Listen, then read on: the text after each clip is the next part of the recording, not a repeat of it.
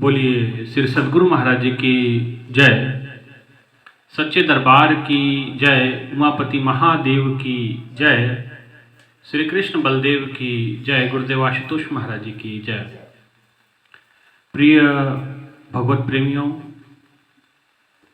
सर्वप्रथम आप सभी को हिंदू नववर्ष की हार्दिक हार्दिक शुभकामनाएं। विक्रमी संवत 2081 आपको इसकी हार्दिक हार्दिक शुभकामनाएं। भाइयों बहनों, आज जिस विषय पे हम चर्चा करने वाले हैं, ये विषय बड़ा महत्वपूर्ण है हमारी संस्कृति के लिए। और ये जो चर्चा है ये सार्थक चर्चा है, क्योंकि बहुत सारे भाइयों के बहनों के मैसेजेस हमारे पास आते हैं। वो कहते हैं कि आप जो सत्संग करते हैं, कथा करते हैं, बड़ा अच्छा लगता है, आनंद आता है। और अब नववर्ष आ रहा है तो उस नववर्ष की खास उपयोगिता, महत्व उसका जरूर बताएं। और जैसा कि आप सब जानते हैं कि 9 अप्रैल जो अंग्रेजी कैलेंडर के अनुसार 9 अप्रैल है, उसी दिन हमारा हिंदू नववर्ष प्रारंभ होता है। विक्रमी संवत के अनुसार ये नववर्ष प्रारंभ होता है और सूर्य और चंद्र की गणना के अनुसार ये विक्रमी संवत होता है। भाइयों बहनों, राजा विक्रमादित्य जो कि बड़े महान राजा हुए हैं,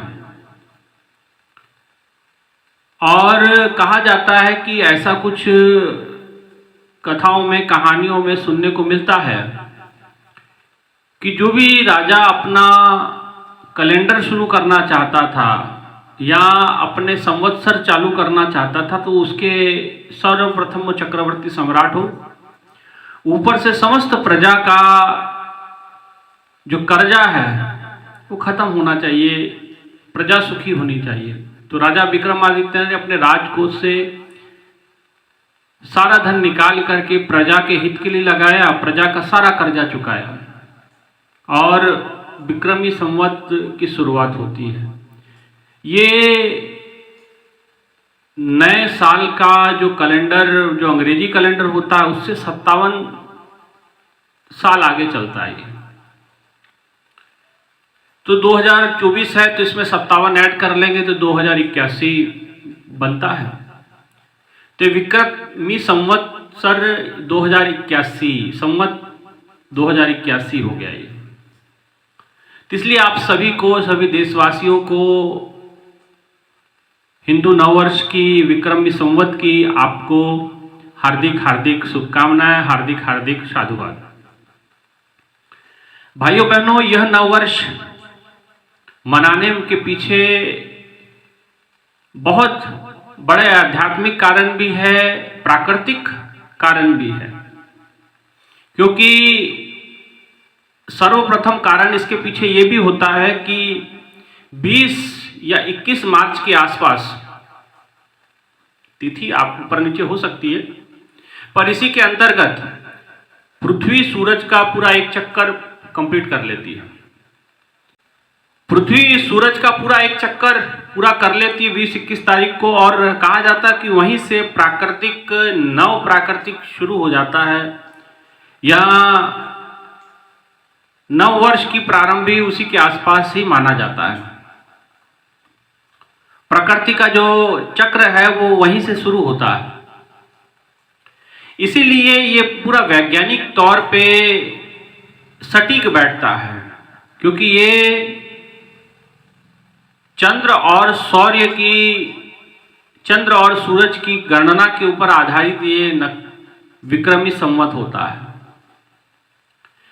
इसलिए भाइयों बहनों, ये बिल्कुल सटीक है, हमारी परंपराओं को ये पोषण देने वाला है। आप जितने भी त्योहार आप मनाते हैं, वो त्योहार की गणना, वो तिथियां, वो इसी कैलेंडर के अनुसार होती हैं। गुरु नानक जयंती हो, चाहे रामनवमी हो, चाहे दीपावली हो, चाहे राम जी का जन्म हो, कृष्ण जी का जन्म हो, महावीर भगवान बुद्ध की जितनी भी तिथियां आती हैं, ये इसी विक्रमी संवत के अंतर्गत ही वो मनाई जाती हैं।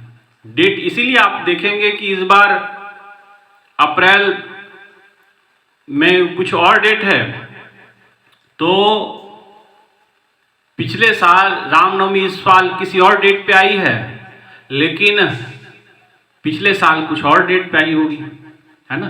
तो ये अंग्रेजी कैलेंडर में आगे पीछे होते रहता है, लेकिन जो संवत के अनुसार जो गणना है, तिथियां हैं, नवमी तो नवमी को ही आएगी, तो उसी हिसाब से सारा, जैसे रामनवमी है 9 दिनों की जो नवरात्र है, उसके बाद जो नवमी आती है जिसमें राम जी का जन्म हुआ। इसीलिए ये सब काल गणना बड़ी सटीक है।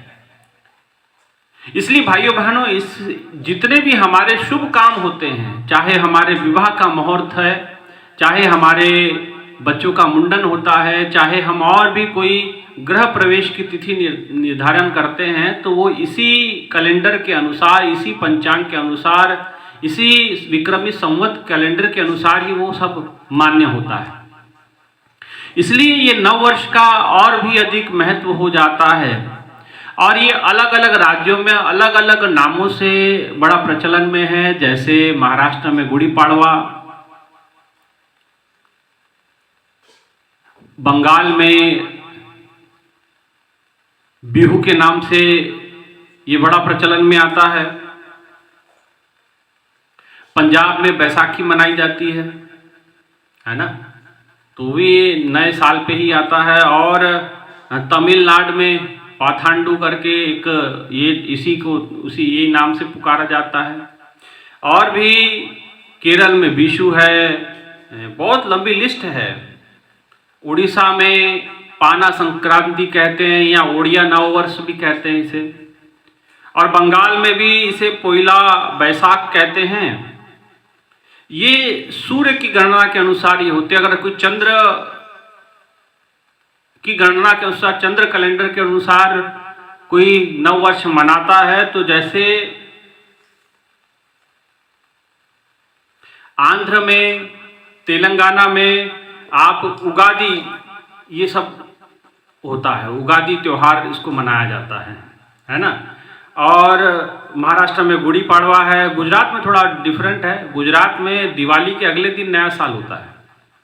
जो गुजरात से, दिल्ली से कहते हैं कि दिवाली से एक दिन बाद वो नव वर्ष होता है ना। तो उसके पीछे, उस पर भी चर्चा करेंगे, लेकिन वो जैन संवत्सर के अनुसार वो होता है ना। तो इसीलिए भाइयों बहनों, ये इसके पीछे ये अलग अलग राज्यों में अलग अलग नामों से ये परंपराएं बनी हुई हैं। कहीं उगादी है, कहीं गुड़ी पाड़वा है, कहीं पाना संक्रांति है, कहीं पोंगल है, कहीं बिहू है, कहीं कहीं उगादी के नाम से है, कहीं तो हर देश में, हर राज्य में अलग अलग नामों से ये नए वर्ष को सेलिब्रेट किया जाता है। और यही कैलेंडर की जो कॉपी है यूनानियों ने की, और यूनानों से ये अरबों और अंग्रेजों तक गई, और इसी कैलेंडर के अनुसार उन्होंने अपने अपने कैलेंडर मॉडिफाइड किए हैं। 7 दिन का इसमें हफ्ता माना गया है, 7 दिन माने गए हैं। तो अंग्रेजी कैलेंडरों में भी 7 दिन होते हैं। 12 महीने माने गए इसमें, उसमें भी 12 माने जाते हैं। उसमें 365 दिन का साल होता है, इसमें तकरीबन 350 या 55 दिन का साल माना गया है। तो 10 दिन जो बढ़ जाते हैं वो अधिमास में आ जाते हैं। आप देखे होंगे पिछले बार अधिमास आ गया था, है ना। तो इसमें 27 नक्षत्रों की चर्चा है। तो इसमें जो माना जाता है कि 27 दिन का एक महीना माना गया। आप देखते हैं मोबाइल का रिचार्ज करते हैं तो 28 दिनों का वो रिचार्ज होता है। आप महीने का समझ के करते हैं, लेकिन 28 दिनों का होता है। तो अब उनके अनुसार साल महीना 28 दिन का होता होगा और नक्षत्रों के अनुसार 27 दिन का माना जाता है। और अलग अलग कैलेंडरों में चंद्र के आधारित, सूर्य पे आधारित जो काल गणना है उसमें अलग अलग प्रचलन है। हम इसके विस्तार में नहीं जाएंगे। हम जो समझाना मैं चाहता हूं, क्योंकि ये जो त्योहार है ये हमारे संस्कृति का पोषक है, ये हमारे संस्कृति को पोषण देता है और इसी से ही इस सृष्टि का, और कहते कि इसी दिन सृष्टि की रचना प्रारंभ हुई थी ब्रह्मा जी के द्वारा। ये रचना का प्रथम दिवस था। इसके पीछे भी एक ये आध्यात्मिक, क्योंकि ब्रह्म पुराण के अंदर में ये सब चीजें आती हैं और इसी त्योहार से, इसी दिन कहते कि राम जी का राज्याभिषेक भी इसी दिन हुआ था, इसीलिए भी ये महत्वपूर्ण हो जाता है। राजा युधिष्ठिर जो पांडवों के राजा रहे, पांडवों में श्रेष्ठ भाई रहे और महाभारत के युद्ध के बाद जब राज्याभिषेक हुआ तो यही दिन निर्धारित किया गया, इसी दिन युधिष्ठिर का राज्याभिषेक भी हुआ और कलयुग का प्रथम दिन माना गया। इसीलिए भी ये महत्वपूर्ण हो जाता है। गुरु अंगद देव जी का जन्म दिवस भी इसी दौरान आता है, जो सिखों के दूसरे गुरु हुए। संत झूलेलाल जी एक संत हुए जो सिंधी समाज में, सिंधी जो लोग होते हैं जो उनको मानते बहुत हैं, तो सिंध क्षेत्र के ये संत हुए, संत झूलेलाल जी। तो वो, उनका जन्म दिवस भी आता है। तो अनेकों महापुरुषों के त्योहार इसके साथ जुड़े होते हैं। आर्य समाज की स्थापना दिवस भी इसी दिन होती है ना। तो इसलिए उनके लिए भी यह महत्वपूर्ण दिवस है। और शालिवाहन संवत्सर, जैसे विक्रमी संवत्सर होता है, एक शालिवाहन संवत्सर होता है और उसका भी ये प्रथम दिवस माना गया है ना। तो इसीलिए ये सब तरीके से ये बिल्कुल सटीक बैठता है और इसी दिन नक्षत्र बड़ी शुभ स्थिति में होती है। जितने नक्षत्र होते हैं बड़े शुभ स्थिति में होते हैं, इसलिए इस दिन को बड़ा उपयोगी माना गया है, बड़ा महत्वपूर्ण माना गया है और इसी को सेलिब्रेट किया जाता है। और इसी दौरान लोगों की, किसानों की फसलें पक जाती हैं, उनके पास आय का स्रोत, जो धन का स्रोत है वो केवल खेती बाड़ी है, ऐसे लोगों के लिए भी ये दिन बड़ा महत्वपूर्ण हो जाता है ना। तो बहुत सारी इसके साथ घटनाएं जुड़ती हैं, प्राकृतिक बदलाव इसमें आते हैं और एक नवरचना का निर्माण, नवरचना की सृष्टि होती है। अभी आप देखेंगे विश्व वसंत ऋतु का प्रारंभ भी इसी में होता है और नए नए फूल खिले होंगे, नए नए पत्ते निकले होंगे पेड़ों पे, चारों ओर हरियाली नजर आएगी। तो चारों ओर प्राकृतिक सौंदर्य आपको देखने को मिलेगा, चारों ओर प्राकृतिक नज़ारे आपको देखने को मिलेंगे। ये नव वर्ष की पहचान होती है। इसके बनस्पत आप अगर अंग्रेजी भाषा से, अंग्रेजी कैलेंडर से इसकी तुलना करते तो 1 जनवरी को, वैसे तो अपने देश में 4-5 तरीके का कैलेंडर बनाया जाता है, नव वर्ष मनाया जाता है। एक अंग्रेजी नव वर्ष होता है जो 1 जनवरी को मनाते हैं, सर्वसामान्य प्रचलन में है। और एक ये विक्रमी संवत हो गया, एक पारसी नव वर्ष आता है, एक नव वर्ष जो नानक शाही कैलेंडर, जो होली के अगले दिन नया साल मानते हैं, जो सिख समुदाय में चलता है, नानक शाही कैलेंडर जिसको बोलते हैं, तो वो होली के एक दिन बाद। और एक जो है जैनियों का संवत्सर होता है जो दिवाली के अगले दिन से वो प्रारंभ होता है नया वर्ष। तो 4-5 तरीके के। और जो मुस्लिम समुदाय का भी एक कैलेंडर है, तो वो कैलेंडर मुहर्रम से उसका नया साल शुरू होता है। तो 4-5 प्रकार के कैलेंडरों का प्रचलन हमारे देश में चलता है। तो जब सबसे, और वो सब चंद्र पे आधारित है और ये विक्रमी संवत जो चंद्र और सूर्य दोनों की गणना पे आधारित होता है, दोनों के ऊपर आधारित होता है। इसीलिए इसको बड़ा सटीक माना गया, इसको प्रमाणिक माना गया। राजा विक्रमादित्य जी के समय में एक बड़े महान ज्योतिषी हुए, तो उनके अनुसार ये स्थापित किया गया और उन्हीं के सारी कालगणना के अनुसार ये बना। और इसीलिए ये विक्रमी संवत के नाम से भी इसको प्रचलन में है, क्योंकि राजा विक्रमादित्य ने इसकी शुरुआत करवाई। और वो बड़े प्रजा हितैषी थे, प्रजा का पालक थे। राजकोष का 1 रुपया भी, 1 पैसा भी वो अपने ऊपर खर्चा नहीं करते थे। देश की भलाई के लिए, राज्य की भलाई के लिए, लोगों के हित के लिए वो कार्य किया करते थे। इसलिए चक्रवर्ती राजा सम्राट ऊपर से प्रजा के ऊपर कर्ज शून्य उन्होंने कर दिया। इतना जबरदस्त तरीके से उन्होंने शासन चलाया। उनकी व्यवस्था इतनी मजबूत थी, सैन्य शक्ति इतनी मजबूत थी कि अच्छे अच्छे जो दुष्ट राजा थे सबको हरा करके उन्होंने संपूर्ण भारत में अखंड भारत की जो स्थापना, अखंड भारत का जो निर्माण उन्होंने किया, है ना। तो इसलिए भी ये महत्वपूर्ण हो जाता है कि हम नव वर्ष मनाएं। तो ये केवल ऐसा नहीं कि हिंदुओं के लिए ही है, सिखों के गुरु अंगद देव जी का जन्म दिवस भी आता है इसी दौरान। बैसाखी भी लोग अभी मनाएंगे। और ये त्योहार के मामले में भी बड़ा, अब फर्स्ट नवरात्र शुरू होता है इसी दिन से। भक्ति और शक्ति का जो समागम है, भक्ति और शक्ति दोनों की जो योग बनता है इसी दौरान बनता है ना। इसलिए भाइयों बहनों ये बड़ा महत्वपूर्ण है, बड़ा महत्वपूर्ण अंग हमारी संस्कृति का है। इसलिए हमें जरूर इसे सेलिब्रेट करना चाहिए, जरूर इसको अपने घरों में जरूर हमें इसका, जैसे अब नए साल पे लोगों को आप ग्रीटिंग्स भेजते हैं, हैप्पी न्यू ईयर कहते हैं, जरूर इसके भी आपको मैसेजेस भेजने चाहिए नववर्ष के।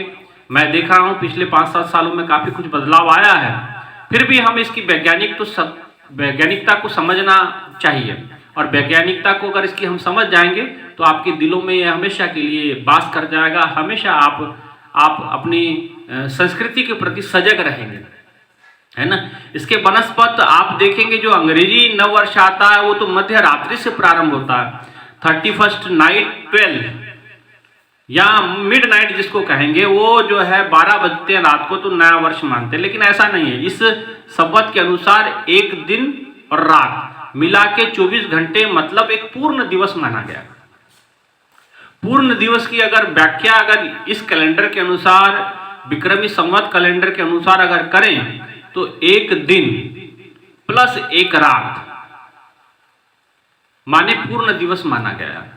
तो एक सूर्य उदय से लेकर के अगले दिन सूर्य उदय तक, जो नव सूर्य उदय नहीं होता तब तक ये माना जाएगा कि एक दिन है ना। इसी हिसाब से वो सारा नक्षत्रों के अनुसार, और इसके जो 12 महीने हैं वो 12 महीने 12 राशियों के ऊपर आधारित है, 12 राशियों के ऊपर। तो इसलिए वैज्ञानिकता से परिपूर्ण ये कैलेंडर है, लेकिन इसकी उपयोगिता, इसका महत्व हम नहीं समझ पाए। ये महत्व सिर्फ शादियों तक सीमित रह गया, शादियों के मुहूर्त तक सीमित रह गया, लेकिन कहीं इसका दूसरा उपयोग मैंने देखा नहीं कि लोग करते होंगे, है ना। लेकिन ये सबसे उपयोगी एक छोटा सा देश है अपने बगल में नेपाल, वो इसी तिथि से वो सब वो करते हैं, उनका अपना यही कैलेंडर है उनका, है ना। इसी में थोड़ा सा उन्होंने चेंजेस किया, लेकिन यही है, तकरीबन यही है। तो इसलिए हम लोगों ने अपनी संस्कृति, अब रात के 12 बजे हम कौन नया साल मनाएंगे। यहाँ तो दिन की शुरुआत जो सूर्य उदय होता है उससे नया साल माना जाता है ना। अब उसके रात को नया साल मनाने के पीछे कारण भी था कि भारत के लोग नया साल रात को मनाएंगे।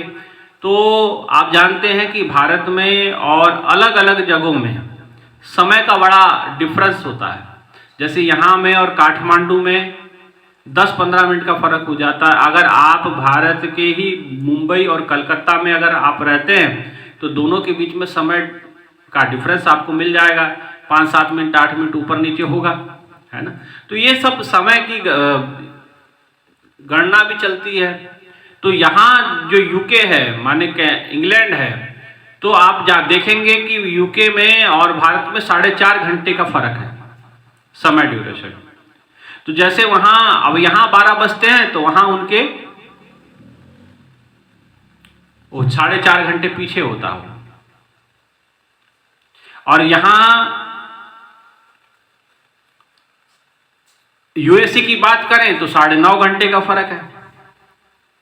अमेरिका में और भारत के अगर समय स्थिति में देखें तो 9.5 घंटे का फर्क होता है। तो ऐसे अलग अलग स्थानों पे ये भी एक समय डिफरेंस की बात है।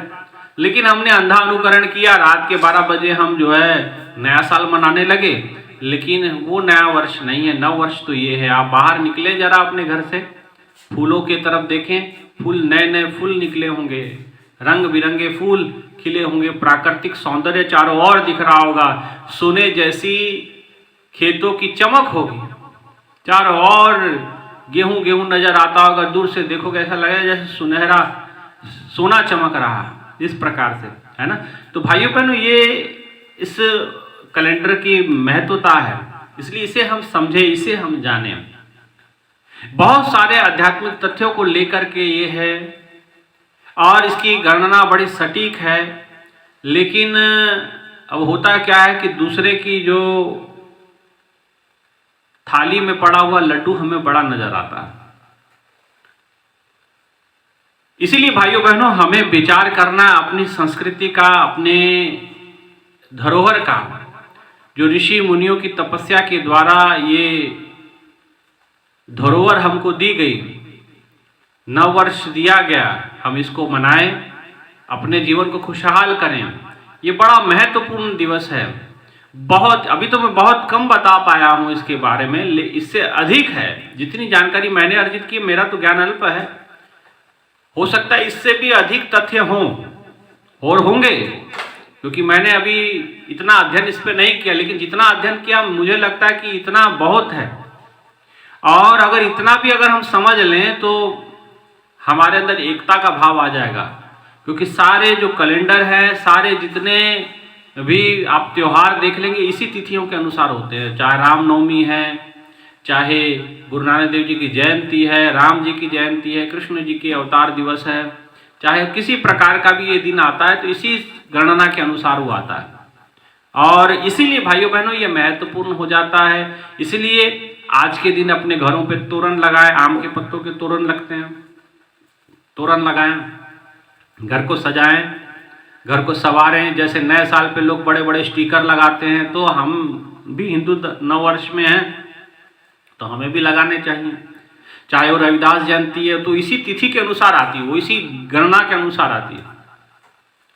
इसी, चाहे वो कबीर जयंती है, चाहे वो दयानंद सरस्वती जी की जयंती है, वो सब इसी कैलेंडर के अंतर्गत तो तिथियां निर्धारण होता है। बाकी अंग्रेजी कैलेंडर पे आगे पीछे जाते रहता हूं, है ना। इसलिए भाइयों बहनों बहुत सी त्रुटियां उसके अंदर है, और ये महत्वपूर्ण हो जाता है कि हम अपनी संस्कृति को समझते हैं कि नहीं समझते हैं। बहुत सारी चीजें हमें समझनी जरूरी है। अब नव वर्ष जो हम मनाते हैं 1 जनवरी को, उसका कोई लाभ नहीं। और मनाने का तरीका देखें आप, आधी रात को मनाते हैं, शराब के नशे में डूब जाते हैं, नाच गाना करते हैं, नाच नौटंकी करते हैं, और फिर थक हार करके अपने घर वापस आ जाते हैं।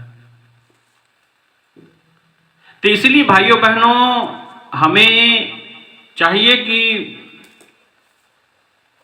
हम अपनी संस्कृति की पहचान करें, हम इस नव वर्ष का सम्मान करें। हमारा यह नव वर्ष है। एक हमारे प्रधानमंत्री हुए मोरारजी देसाई, उनको 1 जनवरी पे बहुत सारे लोगों ने नव वर्ष की शुभकामना के संदेश भेजे, लेकिन उन्होंने जवाब नहीं दिया। कहते कि मुझे खुशी होगी कि आप 1 अप्रैल जो आता है विक्रमी संवत, अगर उस पर आप मुझे नव वर्ष की बधाई देते तो मुझे ज़्यादा खुशी होती। तो एक प्रधानमंत्री ऐसे थे। और आप देखिए कि इसी दौरान बजट सेशन भी आता है। 31 मार्च को सब क्लोजिंग हो जाती है, 1 अप्रैल से प्रारंभ हो जाता है, नया बही खाता लग जाता है ना। तो ये भी कारण है कि नव वर्ष मनाने के पीछे ये एक प्रमुख कारण है। इसलिए भाइयों बहनों, हमें चाहिए कि हम इस नव वर्ष पे इसको धूमधाम से मनाएं, घर को साफ सफाई करें, घर की सभी और तोरण लगाया जाए, रंगोली बनाई जाए, सभी प्रकार से अच्छे अच्छे व्यंजन बनाए जाएं, भोजन कराया जाए, किया जाए, और प्रभु का सुमरण किया जाए, प्रभु को याद किया जाए। तो ये नव वर्ष आपका भी सफल सार्थक हो जाएगा, है ना।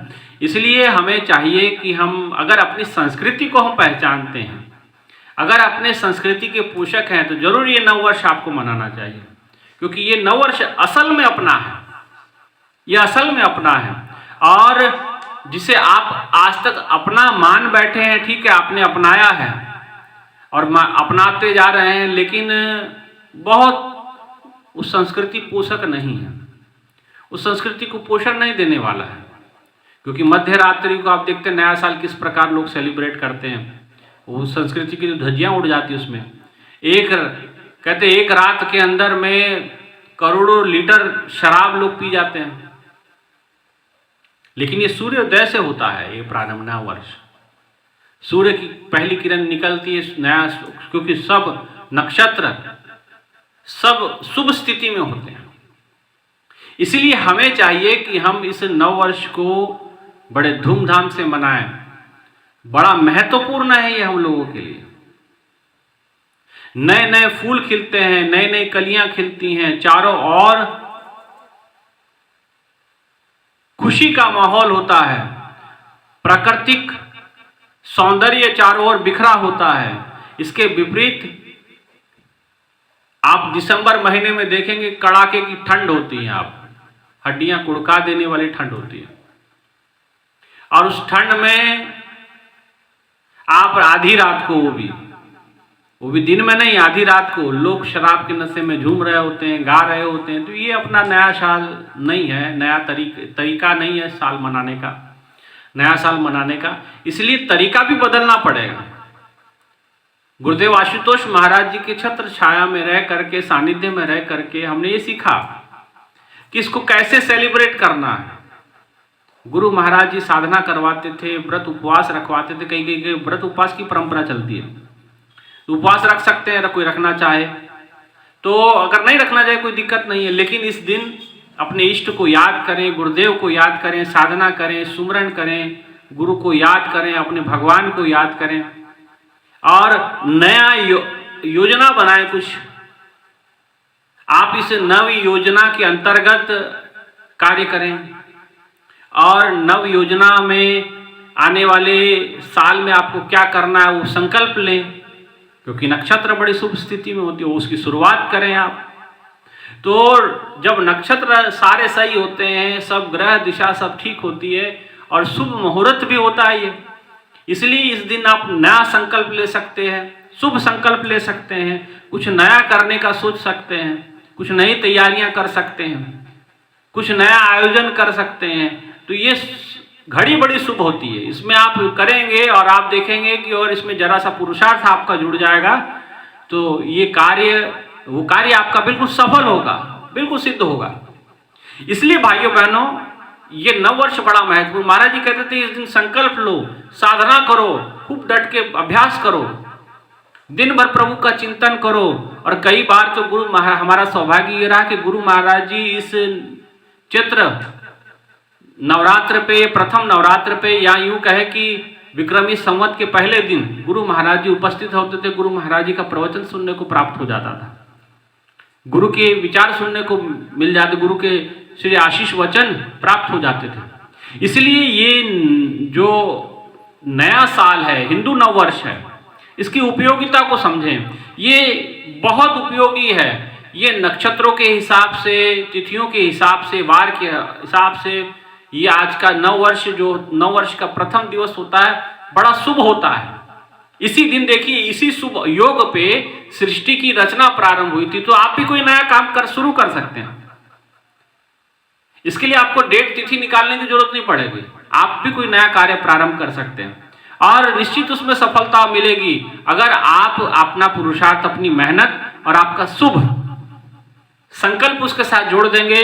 अगर उसके साथ अगर समाज का हित होगा, प्रभु का आशीर्वाद होगा और आपकी अपनी मेहनत, पुरुषार्थ होगा, प्रखर पुरुषार्थ होगा, तो बिल्कुल वो कार्य आपका सिद्ध होने वाला है। वो कार्य आपको उस स्थिति पे पहुंचा देने वाला है, आप अपने लक्ष्य को प्राप्त कर जाएंगे।